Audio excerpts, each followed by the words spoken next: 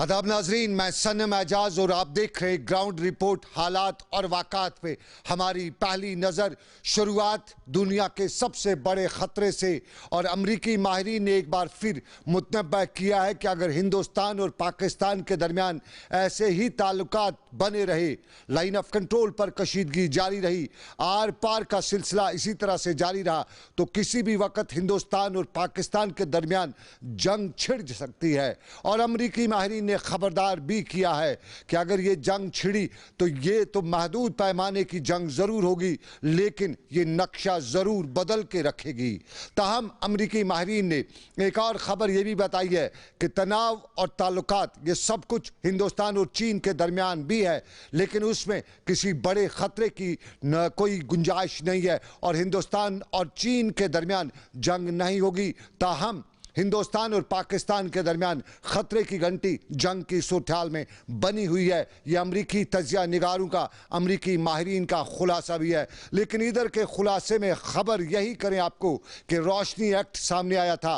उस रोशनी एक्ट के बाद सवालात उठे थे, मामला मुअज़्ज़ज़ अदालत तक पहुंचा था। मुअज़्ज़ज़ अदालत ने पब्लिक इंटरेस्ट लिटिगेशन पर हुक्मनामा भी जारी किया और बिल आखिर CBI ने इंक्वायरी शुरू की। और CBI की इंक्वायरी में यह भी बताया गया कि 25,000 करोड़ रुपए से ज्यादा का घोटाला हो सकता है। कुछ हल्के 75,000 करोड़ रुपए, कुछ 2.5 लाख करोड़ रुपए के पास इस सारे घोटाले को बता रहे हैं। CBI तहकीकात कर रही है, नाम मुश्तहर हो रहे हैं। कश्मीर वादी से बड़े बड़े नाम, सियासतदान, ब्यूरोक्रेट और उन दूसरों के उसके साथ साथ बड़े नाम सामने आ रहे हैं। लेकिन नाम आज एक और भी सामने आया है, वो है जम्मू कश्मीर बैंक। जम्मू कश्मीर बैंक खिदमत से खुददारी तक का नारा देते हुए यह भी बताया गया कि कुछ सालों से हालत ऐसी रही कि जम्मू कश्मीर बैंक की नैया डूबने लगी है। और अब बताया जाता है कि रोशनी एक्ट के सारे मामले से जम्मू कश्मीर बैंक को एक और दचका लग सकता है, क्योंकि जम्मू कश्मीर बैंक से जम्मू कश्मीर के लोगों की एक बड़ी तादाद ने कर्जा हासिल किया है। मॉर्टगेज में वो जमीन रखी है जो रोशनी एक्ट के तहत हासिल की गई है। अब रोशनी एक्ट को मुअज़्ज़ज़ अदालत ने कालअदम करार दिया है, तो जम्मू कश्मीर बैंक के पास क्या गारंटी रहेगी? और उस गारंटी में यह बात भी है कि जिन लोगों ने रोशनी एक्ट के तहत वो ज़मीनें हासिल की हैं, उनसे जो कर्जा हासिल किया है, उस ज़मीनों पे जो कर्जा हासिल किया है, वो कर्जा वो लोग वापस भी नहीं करेंगे। तो जम्मू कश्मीर बैंक को एक और दचका भी लगेगा, एक और दचका भी लगने वाला है। करोड़ों रुपए ये भी जम्मू कश्मीर बैंक के अब कहा जा सकता है कि नदिया में नहीं दरिया में बह जाएंगे, किसी को कुछ मिलने वाला नहीं है। और इस सारे बीच में सियासत में DDC के इंतखाबात, और इन्हीं इंतखाबात के पस मंज़र में PDP सदर महबूबा मुफ्ती आज साउथ कश्मीर के ज़ैनपुरा शोपियां के इलाके में अपने उम्मीदवारों की कामयाबी या सियासी जलसों के लिए गई हुई थी। और यहाँ पर बाद में उन्होंने मीडिया से बात करते हुए बताया कि जमहूरियत ऐसे पनप नहीं सकती है। इलेक्शन कमिश्नर से लेकर दिल्ली तक इल्ज़ामात लगाते हुए उन्होंने बताया कि उनकी जमात के लोगों को हरासान किया जाता है, गुपकार अलायंस के यानी पीपल्स अलायंस के लोगों को हरासान किया जाता है, और BJP की हिमायत करते हुए यहाँ उनके लोगों को यहाँ कमज़ोर करने की कोशिश भी की जाती है। और जब स्कैंडल्स की बात से पूछी गई तो उन्होंने ये भी बताया कि उनका नाम किसी भी घोटाले में आएगा या आता है तो वो खुद ही अपने आप को हवाले करेंगी। हमारा जो कैंडिडेट है यहाँ पर, इसको पिछले 10-15 दिन से घर से निकलने की पास नंबर्स नहीं थे, और उनने इसको नेशनल कॉन्फ्रेंस की बेहस्त पे, सलमान अली सागर की बेहस्त पे स्टॉल करने की पूरी कोशिश की।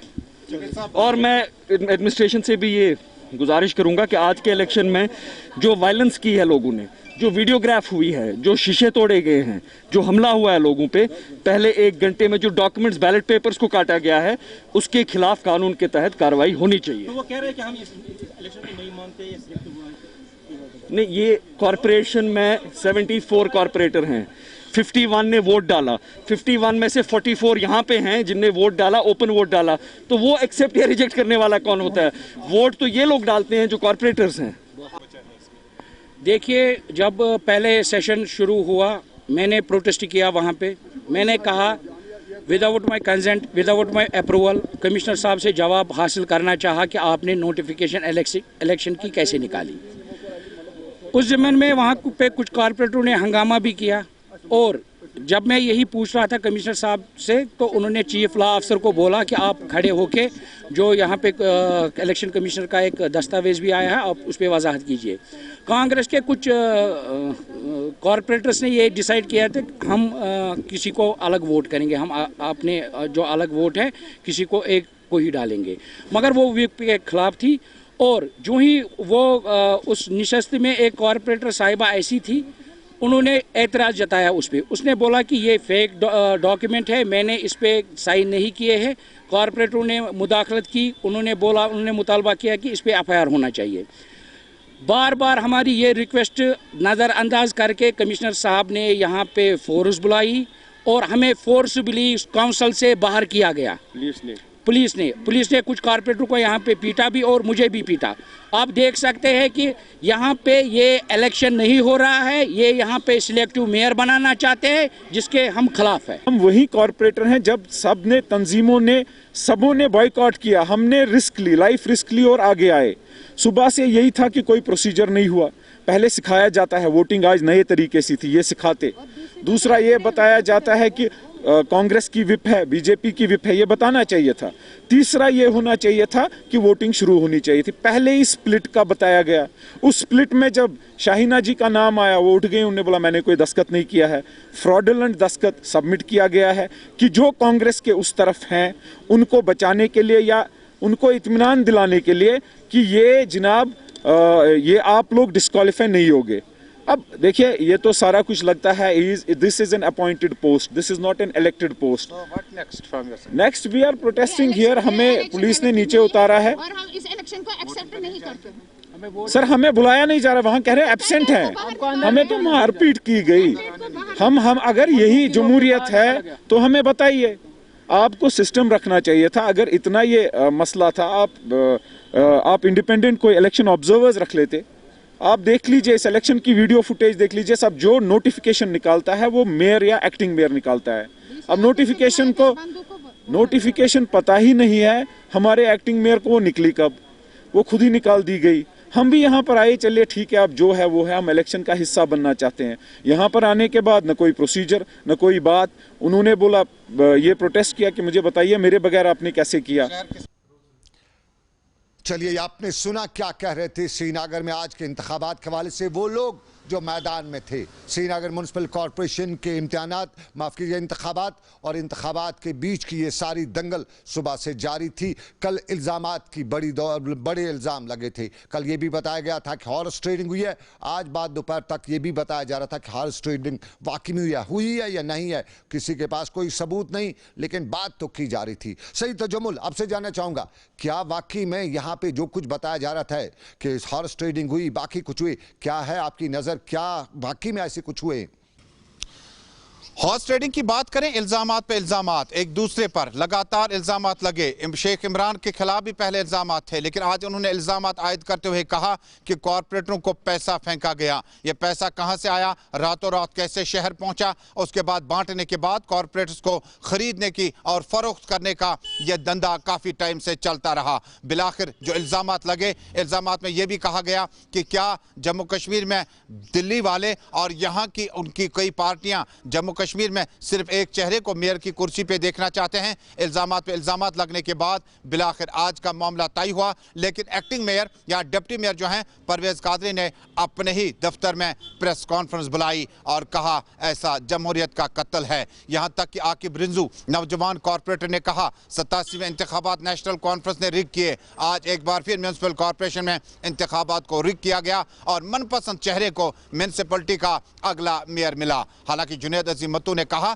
कि मेरी पहली कार्रवाई जो होगी वो सियासी नहीं, अगर गैर कानूनी तामीरात खड़े किए गए हैं तो उनको मुनहदिम किया जाएगा। ताहम जुनैद अजीम मत्तू ने दबे होंठों से ही एतराफ़ किया, जिन लोगों ने आज निगाह मुश्ती की, जिन लोगों ने एक दूसरे पर गिलास फेंके, जिन लोगों ने एक दूसरे के पार वार किया, उनके खिलाफ सख्त कार्रवाई की जाएगी और तोड़फोड़ के इल्जामात में उन्हें गिरफ्तार भी किया जा सकता है। सलमान अली सागर ने इंतखाबात पर मायूसी का इजहार करते हुए कहा कि अगर इंतखाबात अच्छे माहौल में होते तो म्यूनसिपल कॉरपोरेशन में काम भी होते। जिस अंदाज से, जिस सर्वे से इंतखाब कराए गए, इसकी तारीख या इसकी नज़ीर मिलना भी मुश्किल ही है।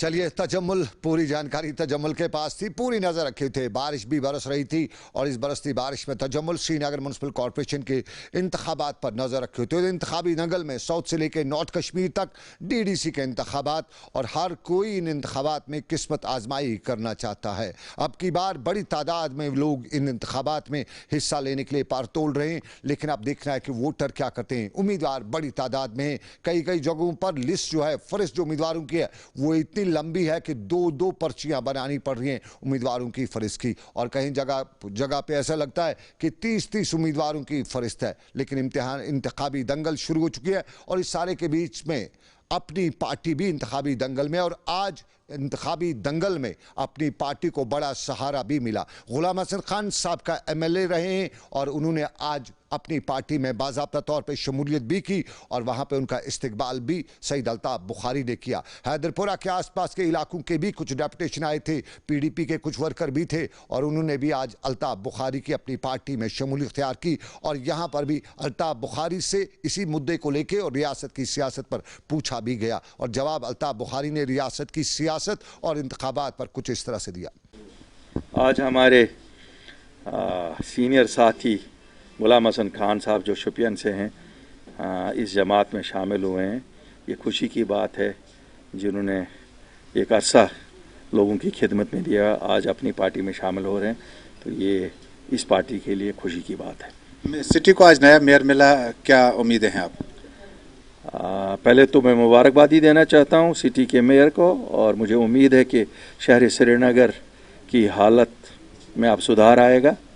अल्लाह करे कि ये नौजवान लोग खिदमत करें इस शहर की, क्योंकि इस शहर को बहुत ज़रूरत है कि यहाँ बल्दियाती इदारे सही तरीके से काम करें ताकि लोगों के मयार ज़िंदगी में कुछ सहूलियत आ जाए।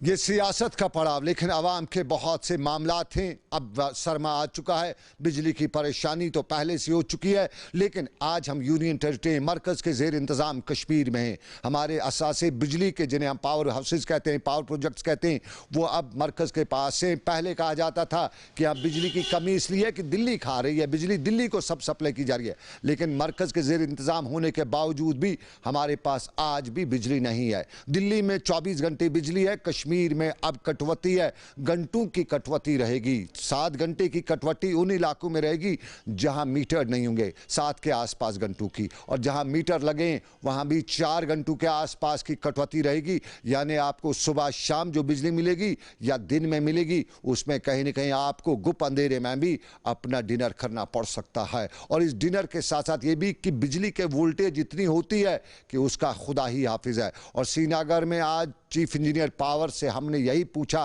कि बिजली की कटौती कितने घंटों की, क्यों शेड्यूल पे अमल नहीं कराया जाता है और क्या रहेगी आगे की सिचुएशन। जवाब उनका कुछ इस तरह से था, जो बेसिकली शेड्यूल चल रहा था उस पर हमें मैक्सिमम लाइनें ट्रिप हो रही थी ओवरलोड पे।